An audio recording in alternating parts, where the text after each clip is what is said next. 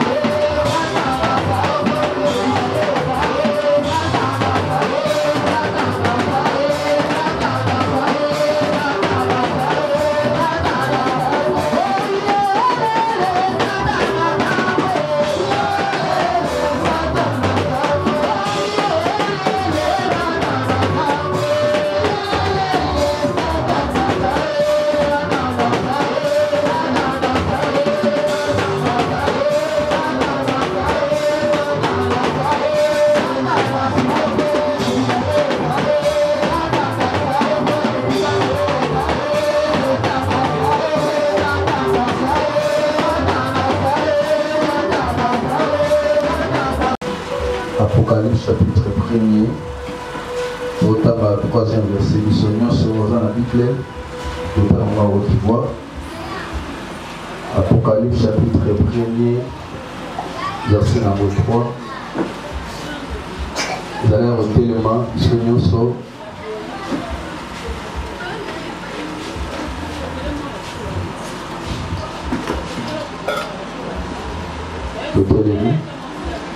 Apocalypse chapitre 1er, verset 3. Totanga ensemble. 1, 2, 3. Heureux celui qui lit et ceux qui entendent les paroles de la prophétie et qui gardent les choses qui sont écrites, car le temps est proche. Encore. Heureux celui qui lit et ceux qui entendent les paroles de la prophétie et qui gardent les choses qui sont écrites, car le temps est proche. Pour la troisième fois, heureux celui qui lit et ceux qui entendent les paroles de la prophétie et qui gardent les choses qui sont écrites, car le temps est proche. Et bon, on va l'écolo. Seigneur notre Dieu, au nom de Jésus, nous te disons merci parce que tu es le roi des rois de tous. Tu as dit, heureux celui qui lit, celui qui entend et celui qui garde la parole de cette prophétie, car le temps est proche. Seigneur, nous voulons t'écouter, alors parlez-nous au nom de Jésus-Christ. Amen. Esther, chapitre 1er, on va attendre rapidement. Esther, chapitre 1er, verset 10, lisons au nom de Jésus-Christ. Le 7e jour, comme le cœur du roi était réjoui par les vins, il ordonna à Mehuman, Bizda, Arbona, Bida,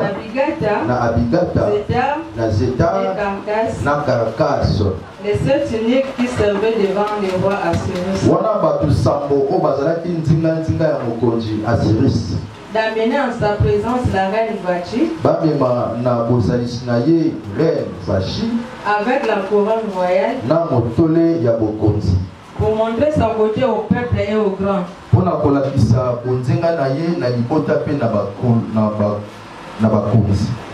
Car elle était belle de figure. Mais la reine Vachi refusa de venir. Quand elle est reçue par les eunuques l'ordre du roi. Et le roi fut irrité.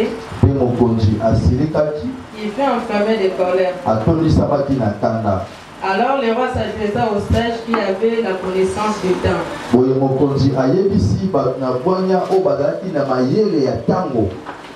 Car ainsi se traitaient les affaires du roi.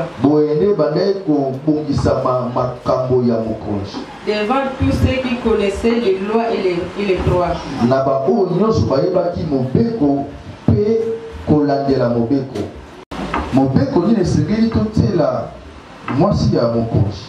Pour n'avoir point exécuté ce que le roi Assyrus lui a ordonné par les eunuques. Mais Memucan répondit devant le roi et les princes.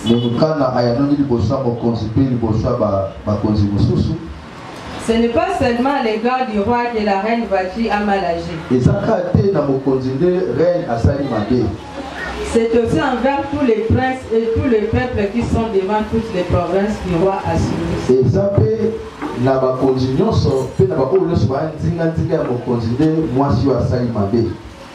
Amen.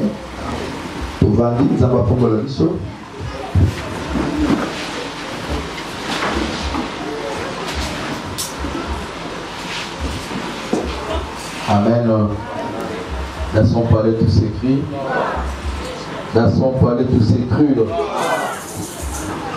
Zambe abondi sanité manyoso oyo bungisi moko ya bango ya soeur tata leki mwana cousin. Zambe abondi sanité manabino. Le Seigneur avait déjà parlé. Je crois qu'à ces jours, après ma prédication de ce matin, c'est un témoignage moko édifié kinga.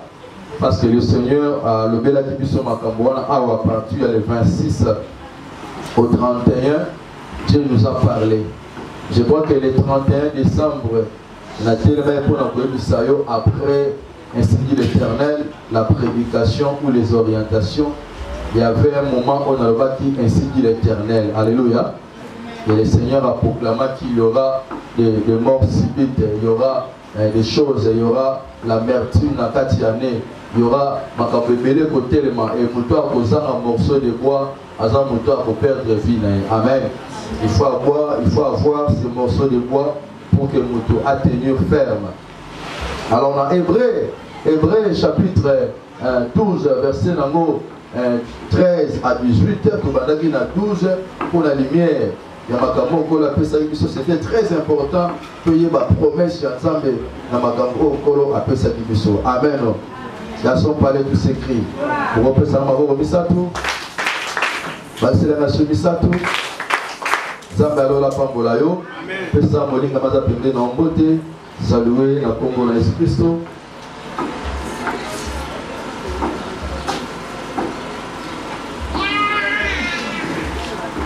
Amen. Hébreu chapitre 12, verset 12. Les hommes que le Seigneur a bêté la émission, vraiment c'était très important pour comprendre les pensées célestes. Bien, mais il y avait un jour, pendant que Akab abandonnait au Chama, selon ses désirs, ses pensées, Akekolukamolina, le roi Jida, pour que nous récupérions la ville qui est assiégée par les Syriens. Mais tellement qu'il n'était pas avec Dieu, après que Kozalamokonzi, les péchés nzele à Kolong et Tumba. Oh Kozalamokonzi, et bien les péchés nzele à Kolong et Tumba, ceux qui ont Kozalanzambe. Et lorsqu'il a consulté ma prophète, Babi a fait ici 400 prophètes, il y a Scarpé, puis 450 d'autres prophètes, il y a Bad, on va réunir la carte d'Israël, la carte de Samarie, la carte de Judée. Et tous les prophètes prophétisaient que dit bien, va le roi, le Seigneur est avec toi, tu vas vaincre la bataille, osons en paix. Il y a beaucoup au-dedans de lui, tellement que la Bible dit, dans l'arche, il y avait que 2 tables de pierre. Au-dedans de lui, il se sentait incapable. Il connaissait très bien sa vie. Hésitation. Malgré tous les gens disaient que l'Éternel est avec toi, tu vas vaincre. Mais en soi-même, il avait des doutes. Pourquoi? Parce que Ayema qui vit là. Frère, ma soeur, je te dis au nom de Jésus, il y avait dans l'arche que 2 tables de pierre. Tu as des vies et des chemins à suivre. Il y a le chemin spirituel et le chemin physique. Tu dois tailler le défi. Tu dois tailler les 2 tables de pierre. En toi, il y a le bien et le mal. En toi, il y a le oui et le non. Ce roi savait que né dans sa bonne. Mais pourquoi tu vas chaque la y a-t-il pas un autre prophète? Y a-t-il pas un autre prophète? Alléluia. Je veux celui qui me dira ce que je suis. Aujourd'hui, les gens n'aiment pas. Mais même M. Makabo a l'ocha. Mais même M. Makabo est comme Belaye. Que yo dans la heureux, yo dans la bénie, yo dans la célèbre. Mais ce que tu vis aujourd'hui, c'est la chose la plus importante. Qu'est-ce qu'il y a dedans de toi? Amen. Alléluia. Azaki na armée, Azaki na prophète, mais le cas y est réellement et ça nini. Et lorsque ma bébé est Michel, même si il reste encore un autre prophète. Habillé, alors la raka makamba mabe. Alléluia. Oh makamba mabe, selon la chair. Makamba malam selon l'esprit. La son parler tous ces cris. Alléluia. J'ai vu sorti kaboy. Ah, n'a tout de ça la passe. Mais la molie me ça nini. Et tonga yo, et fortifié yo. Laisse-moi te dire la vérité parce que tonga yo. Amen. Alléluia. Après ça va passer dans notre maison. T'as une chose préparée, aux autres taillés chemin spirituel. Après ta mort, on te dira, ah merci Seigneur, parce que tu avais envoyé la parole. Parce que ce n'est pas tout le monde qui reçoit la parole de Dieu. Alléluia. La Bible dit, il est venu chez les siens et les siens ne l'ont point reçu. Mais tous ceux qui l'ont reçu, ce n'est pas tout le monde qui reçoit la parole de Dieu. Sois heureux. Dis-toi que je suis heureux parce que la Bible est dit sur l'Apocalypse. Premier règlement. Heureux c'est lui qui lit. Heureux ceux qui entendent les paroles de ces prophéties et ceux qui les gardent. Parce que lorsque Jean voyait, la Bible dit, l'ange lui a dit, écris ces choses. Les choses qui vont venir. L'Apocalypse est le dernier livre. Frère, pour être béni, il faut lire la parole de Dieu. Il faut attendre. Ne restez pas à la maison. Parce que la Bible dit, heureux ceux qui entendent. Tu seras heureux. Ne fût que lorsqu'on joue au jour Kanzambe. Alléluia. Alléluia.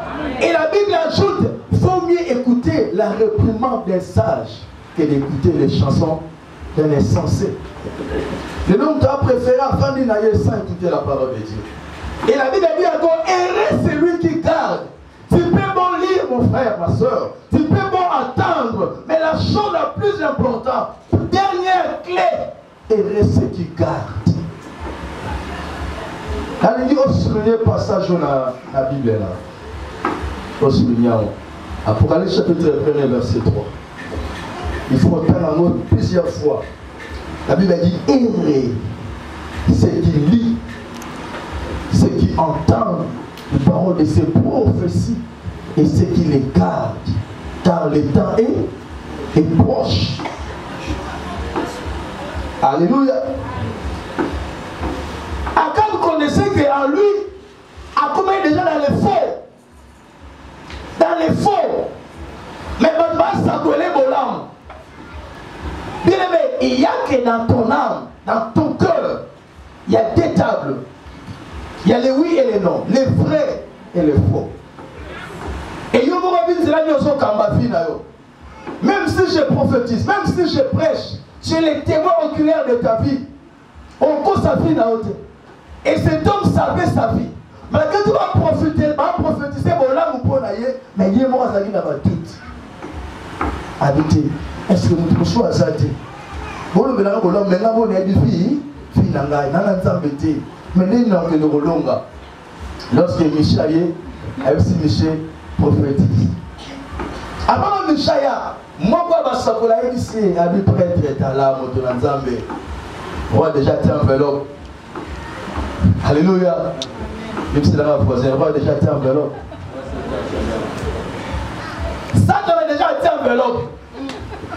Alléluia. Et ça corrompt l'unité maman. Et ça corrompt la bataille. Et ça corrompt l'Ecclésia. L'enveloppe est déjà prêt. Lorsque tu viendras, prophétise la même chose.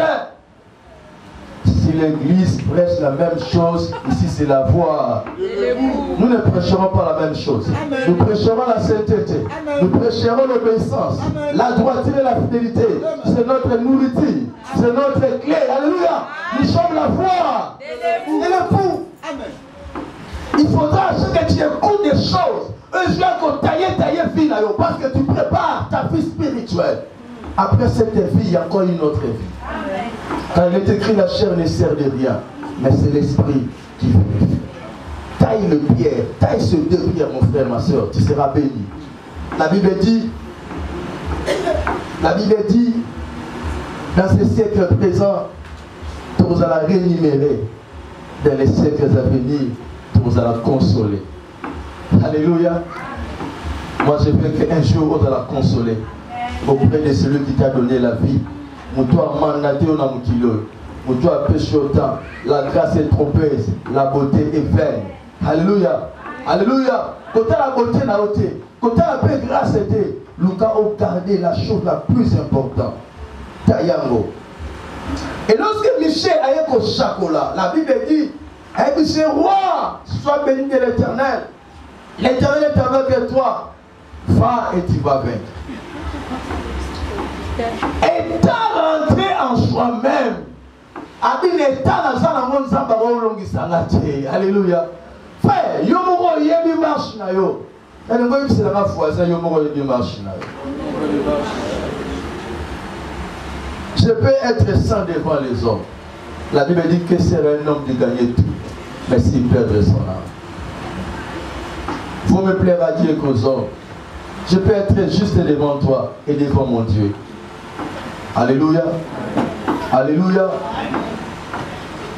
Le roi dit non, Michel. Tu n'as jamais prophétisé de bien pour moi. Pourquoi aujourd'hui tu prophétises? Pour dire que je n'ai pas marché avec le Seigneur pendant ma royauté.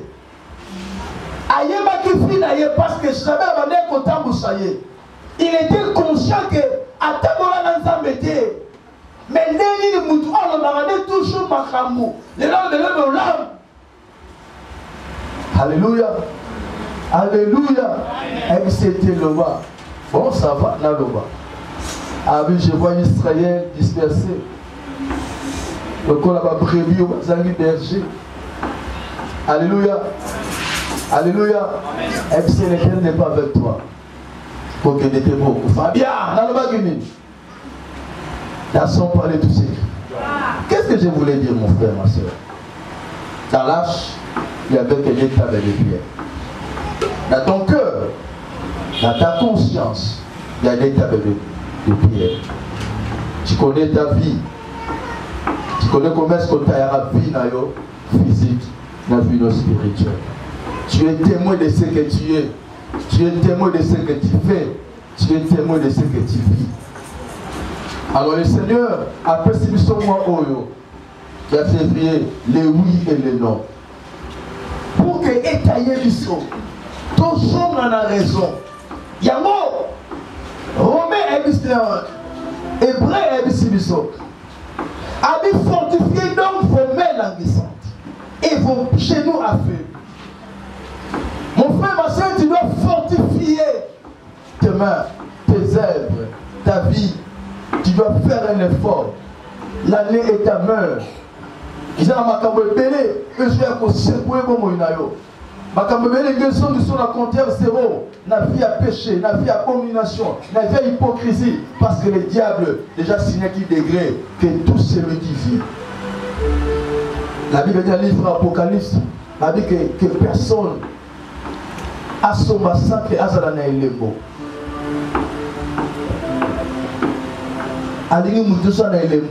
Même si tu pries, même si je prêche, dans la culpabilité, moi, dit que j'ai fait quelque chose que je plaisir à t'embêter. Parce que personne ne peut acheter ni boire sans avoir la marque de la bête. La Bible dit, c'est ici la sagesse, l'intelligence, que celui qui lit prend la chose à cœur.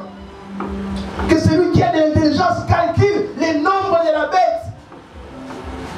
Oh, comment est-ce que tu peux calculer les nombres de la bête si c'est qu'en toi il y a les deux tables de pierre? C'est par là que tu sauras calculer le chiffre de la bête, les nombres de la bête. Si tu sais tailler ta vie spirituelle, si tu sais tailler ta vie physique, tu sauras maintenant mesurer, mettre l'équilibre. Est-ce que je marche avec Dieu ou je marche selon moi-même? Celui qui saura calculer les nombres de la bête, c'est celui qui sait tailler. Parce que Dieu dit à Moïse, Moïse va tailler des tables de pierre. Mon frère, tu dois tailler. Parce que sans autre tailler vie spirituelle, on va y mettre ce qu'on a. Tu seras comme un aveugle qui marche dans un trou. Et après avoir, un des gens qui sont avec la carte de prince. Avec des pipi, il va appeler les pommes.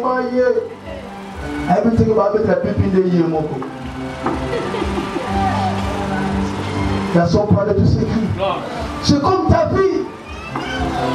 Tu es comme un aveugle. Tu cours vers le péché, vers l'iniquité, vers la mort. Mais tu ne te rends pas compte. Mais pendant qu'on prêche, tu dis Amen. Tu dis Amen. Que le Seigneur nous fasse grâce. La Bible dit fortifiez donc vos mains languissantes et vos genoux affaiblis.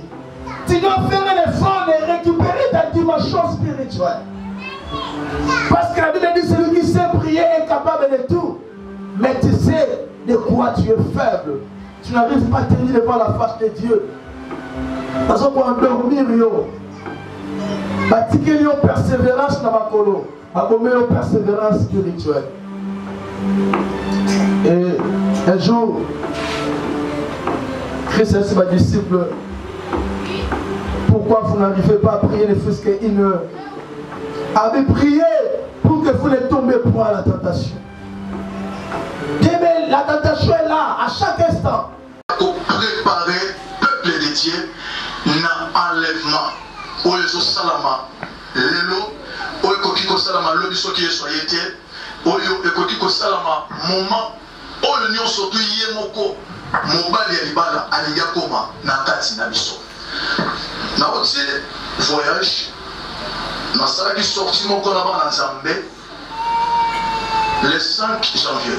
Donc, il y a un transport, le col de Messano. Amoni Moutalibo Momoko a télémi, les bossons dans un embouteillage, à 5 000 membres. Na ina hésité, mais le Kikas n'a pas le big Pessaye. Na bien 6 000 francs, na ina Pessaye, à Boy Kosoyango. A dit na big Pessangaï, $20 aux Anapochina.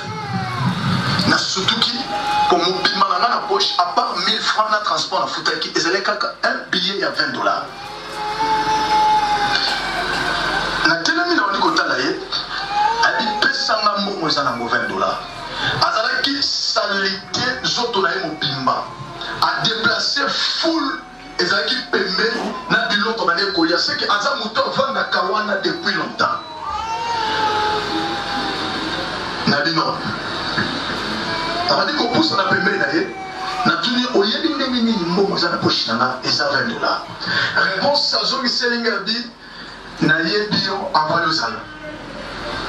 Na lengi bana bazalaki musika babadi kotala ngai ndenge zo solo na mutu wana eboma. Bien-aimé le Seigneur, na bimisi mbongo za ki $20 na kubanga nyonso. Na lina pesa ye alobi na rejeter. On a dit que poste na ebisa yo esa message pour kobanga te yo kangai. Na moni bana ba poste na ebisa ngai zongisa bango. Message yo esa yo. Na ebisa bango boya te bozonga. Na telemi abandi ko ebisa ngai makambo esa somo ya année 2020. Pour nangana yo ba congolais otozolanda sikoyo. Bien-aimé le Seigneur, moment tozali moi ensemble, on s'est concentré dans mon ensemble. Ensuite déjà message on s'est ensemble pour l'année pour la mboka na biso Congo. Et les bisayo makila est un mingi. Et tout dit même trône ya Mozambique, crie à peuple congolais qu'on est là. Il y a pas tout bazo kufa, il y a pas famille zotikala. Déjà il y a dit trône ya Mozambique là. Landanga malam yo motoza na ndaku. Landanga malam yo muto oti musala. Landanga malam yo muto yo linyo sambe la bolala. Landanga malam yo muto vandi na bana na yo. Bozo yo ka message oyo. Bible solo ba ala kila mama pe on bi makambe oti na Nzambete. Na zo bisayo makambo ça très important pour na yo pour comprendre le mouvement ya temps. Otoza na mo lelo. Mouvement ya temps otoza na mo lelo et ça mouvement ya distraction. Mouvement ya temps otoza na mo lelo et ça mouvement ya bato asa na crainte de l'éternel kati na bango. Bato bazo banga Nzambe ndeza bato bakobika loboko na Nzambe. Ane oyo eza ane ya bato bazo tambola. Makolomi balé na kati ya présence na Nzambe. Ane oyo eza ane mouvement ba secret belé oyo batama ekobima na miso ya bana Nzambe. Eza ane oyo Nzamba kobimisa biso na ngai oyo azotela yo na yo moto zola na ngana pour ça soto zotambola babe. Nzamba zo bisanga na ebisa yo boy. Moto liboma teleme ba diko expliquer ngai. Na benga ye moto liboma na ko expliquer aussi ba. Abandi ko ebisa ngai. Omoni ma kilo zotanga. Eza ba sacrifice ya bato le bozokumisa wana. Omoni ma kilo zotanga. Eza ba sacrifice na bango ba je bazo sala po ba luka ba impact ya ba makila na bango. Na ba opa ba neko tambola malamu. Soko moni muto ba neko tambola malamu. Apesi mukongo na kote ya sa malamu. Akoti na politique ya lelo a signé part ya makila. Aza complice na makila oyo zotanga na beni. na batu oyo babengami soi-disant baserviteur de Dieu oyo babandaki na nzambe na parole de Dieu mais lelo bazotesilo bana nzambe te bakoti na politique bango mpe baza na nsima ya makili ozotanga na beni bible ozoloba na biso boye akotelemisa mopanga na ye akofrape na yo moto ozobenga moza bana nzambe mais elembo na yo eza ya bana nzambe te attention ane oyo eza ane ya distraction te moto aliboma yebisinga biboye yebisa Congo yebisa bana bazotia sango malamu yebisa bayembi bazoyembela nzambe yebisa peuple oyo ezolanda yo kobangelo komoko te kende pesa message moto abombaka via moto ezanga moto na te liboso na yo nayoki su maliki nazotala ye nazomona elongi ezobima mais ezochange couleur ya lolenge azalaki mais ezopesa elongi ya drapeau ya mboka na ngai kati na ye natuni na bi yebisanga oza nani alobi nakoyebisa ote oza na posa oyo kabonga nazoyebisa yo abi kende yebisa bango boye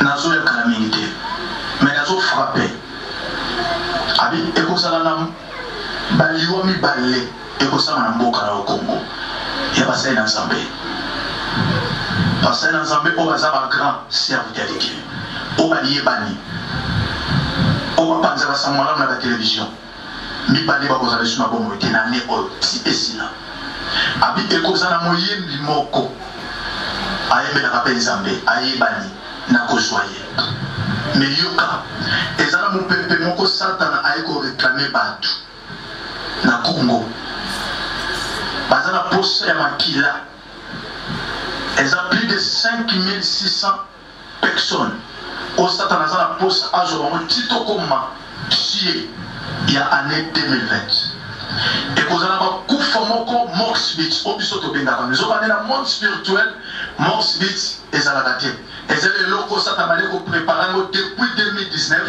po ya kozwa bato na année 2020 baforte fièvre ekose manifeste ya bafamille bato bakokufa liwa moko briske moto alalaki na kufa aza lisusu te moto mosusu abeli 2 jours 3 jours aza lisusu te eza basacrifice mais yebisa peuple de Dieu bato oyo bazolanda ngai bana oyo bateyaka sango malamu bato bakendaka kosalela nzambe adi nakopesa mokongo na bato oyo baza lokolo moko kati na ngai lokolo moko baza nango libanda obengami mwana nzambe okendaka eglise kozala elembo osata na kati na yo otungaka bato oza mutu oyinaka bozwi ya mutu oza mutu olingi kokanisela bato mabe oza mwasi na kati ya lindako ya libala mozobima na mobali mosusu libanda oza mobali oza na mwasi na kati ya ndako moza na basi misusu libanda oza ser en Christ ozolinga ozoyembela nzambe mozotambola mabe attention eza le moment oyo nzambe alingi arécupérer abina kozwa bato oyo baza distrait bato oyo baza concentré te bato bazosalela ngai na bomoko te ndenge nzambe na korécupérer bango kende pesa message wana yebisa Congo makila oyo ezotanga na beni kala mingi te ekomi deja epai na ngai nalingi na ya mpona kofrape motu nyonso to aza na nsima ya makambo wana peuple de Dieu nalingi abisa yo c'est le moment ya kotambola na kobanga nzambe leta alobi bongo abisinga bikende teya mpe bato boyei na ngai prépare bato mpona sango malamu kolanda bango te oyo babungi nzela babunga nzela kala mingi te ngai moko nazwa korécupérer bango nayebisa yo leta nayoki bongo place nazalaki nayoki malili makasi namoni avandi nabandi kokende alisinga bitourne tala kende liboso kotala lisusu nsima te koma esika ozali bondelanga nzambe nakose manifeste na kati na bino nabandi kokende nakomi na église nafukami na bana nzambe bana bandi kotuna ngai na répondaki bango eloko te nabandi kobondela leta nabondeli na silisi nabi te nazonga esika na wuti ezalaki mosika te na église esika nazalaka nazongi place wana nakuti fule eza te moto aliboma mpe aza te natuni bato bomoni moto aliboma moko atelemaki awa te na ba 13h30 abi awa moto aliboma ezalaka te yabi moto aliboma moko natelemaki nazosola nabi papa awa tomonaki ni yo ni moto aliboma nazongi j'ai compris à moi que les analyses Zambé. Bien aimé, jusqu'à maintenant, Zamba Zofiste Batou. Zambo Sala, Netaya Eli. Zambo Koutana na Abraham. Zambo Koutana la famille à Sinamit. Nelogi Élysée. Zambo na Koutana Kinangai. Netindi na pesa yo message oyo. Je me retrouve sur la Nangai. C'est le moment. Et ça année, il y a côté mon envoi dans Zambie. Et ça année à Somo. Oui, aux autres c'est que dans Zamba perso année à Sika. Est-ce que au côté ça y a mon état bon là? Aux autres c'est que là Zamba perso année 2020. Est-ce que année haut les Zamba monsieur pas kosuka dans janvier, les Zamba monsieur pas kosuka dans février. Soko zotambola na kobanga Zambete. Soko zotambola na sembote. Lelo liloba na Nzambe ezoteama lisusu te. Totiki Bible oyo batindaki biso topesa sango malamu ya peuple de Dieu. Tokoti na bapolitike oyo eza mosika na biso. Totiki Bible oyo fale toteya. Tokomi koteya bonzoto na biso. Beleme nga moto naza liboso na yo nazoteya yo. Nayoki somo na mitali nga moko soki nazotambola na kobanga Nzambe. Amen. Bete la koloma boma kasi. Nós uma boa noite, bete la koloma boko.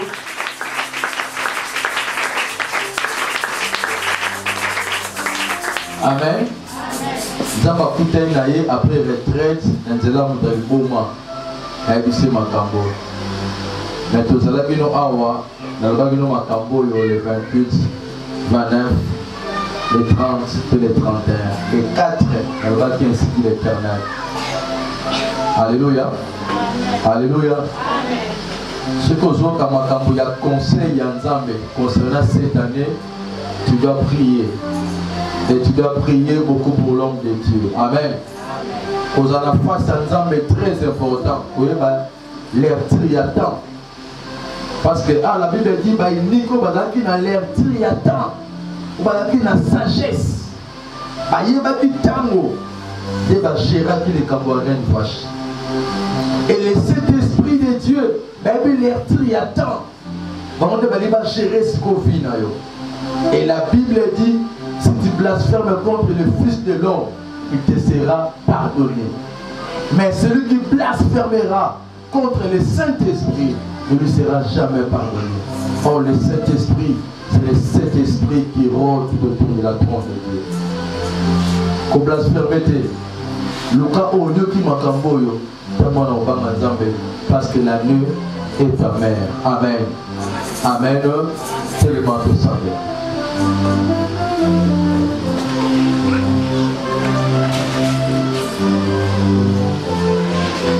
Reconnais ta vie devant le Seigneur. Cet homme de Dieu, lui, n'a évité sur le pénal moko parce qu'il était conscient. Akab savait, Ataba Sakolama Bolam, mais la carte n'a dit que Nazam Alam ou Tenanzam. Ma prophétie, bon, aujourd'hui, mais il y a un moment de Gotam ou la Tenanzambe. Ma bonne la mission du Colo, dans le niveau de la repentance, mon sincère, dans le niveau de l'ivre, mon témoin par Nazam. Si tu te sens prêt de te mettre à genoux, fais-la. Fais ça par la grâce de Dieu. Trouve-toi coupable devant le Seigneur. On réparait dans Zambé. Parce que l'année est ta mère. Il y aura des temps difficiles. On le diable a besoin de marcher plus si vite. C'est l'étoile de la génération, le Seigneur a élevé. Et bien, les diables sont ravagés par la vertu de cette année. Et avant, Hébreu Zoloba a dit 4 ans aussi, ça est vertu. Pour bon tabac rejetante. Et bon tabac titanité. Prie, mon frère, ma soeur. Dis merci à Jésus. Merci à Dieu. Parce qu'il y a le bénédiction. Le bénédiction, c'est pas naïe. N'a qu'au monde à Jésus. Tout le savez là. Élève ta voix, tout le monde au fond de là. Chacun a un cachoni. Dans ma camion, je suis en train de maintenant. Oh là,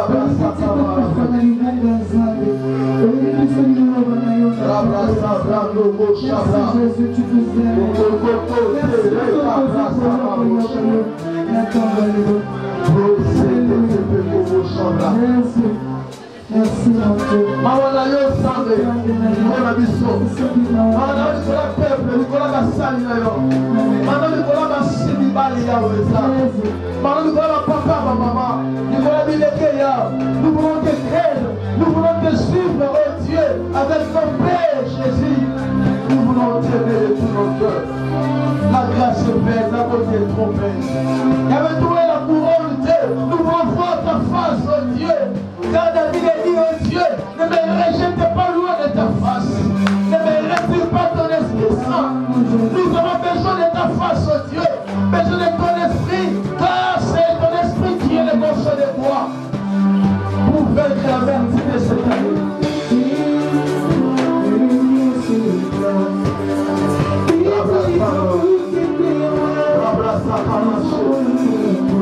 Les là, ils vont chanter c'est ma table, ma classe.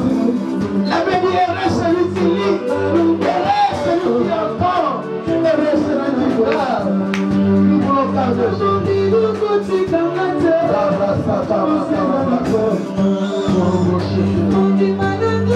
sert à rien de prêcher la parole sans ta face. Ça sert à rien de prophétiser sans ta face. Ça sert à rien de parler de ta face sans ta face, oh Dieu. Il avait que les séminaires qui voyaient la fête de moi. Je vais te revoir sans marcher.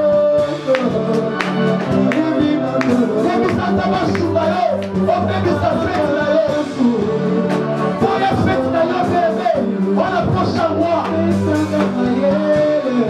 Ta fête d'ailleurs, on a ma fête d'ailleurs.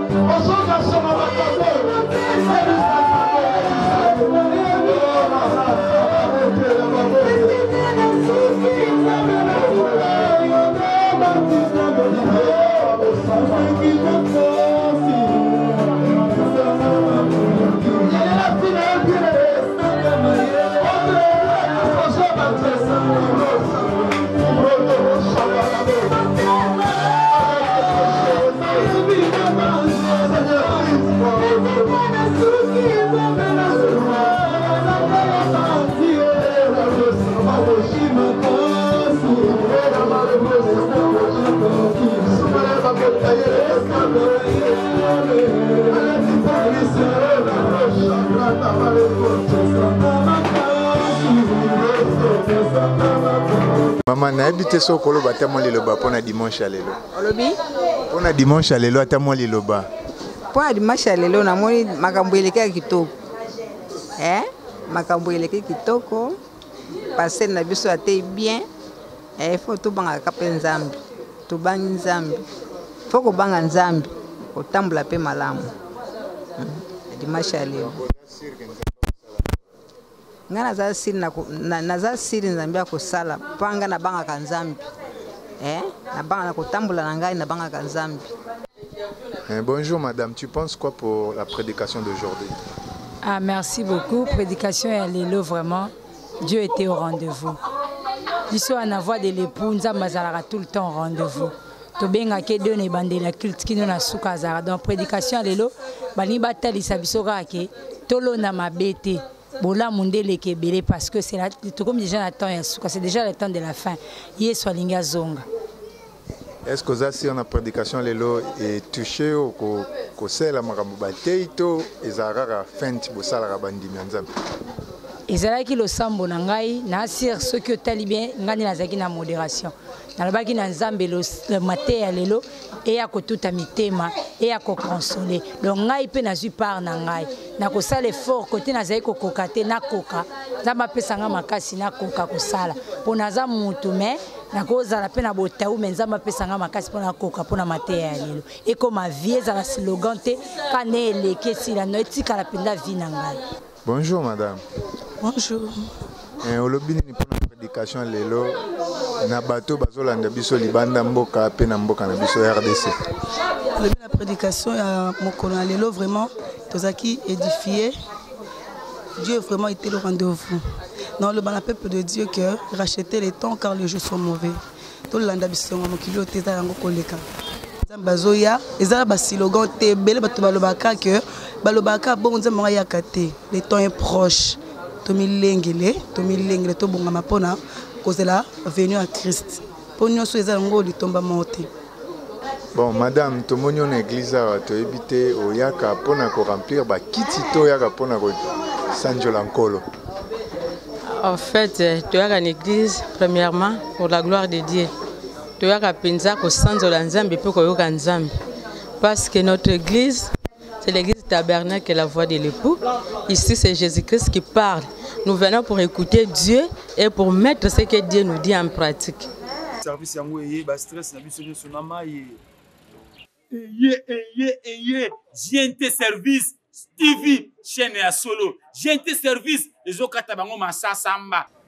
T'as abonné massivement na kata GNT service. Ah, bana poto.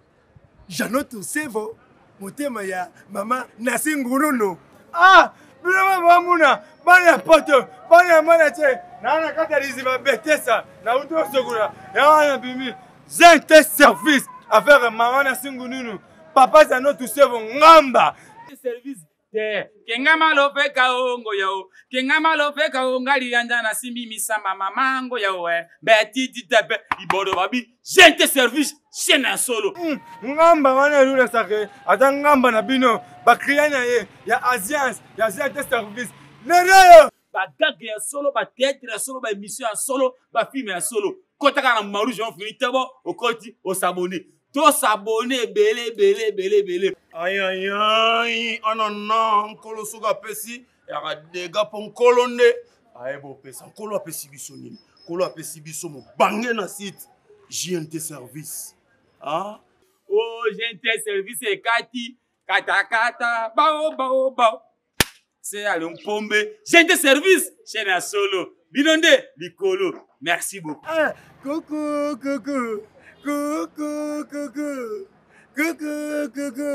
Tinti bala poto yebeli na mbanga bino. Nakina na bino likolo. Yesu mawa. Asali bato na mokili, bato balingane te. Mais akamate, Janoto sefo. Motema ya mama nasi ngululu akamate apesi bino chaîne ya télévision.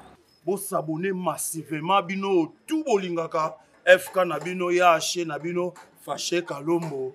Bo s'abonner na GNT service pour ça site yo na ne koti virus te pour te formater yango ou te réinitialiser yango eza mo bimba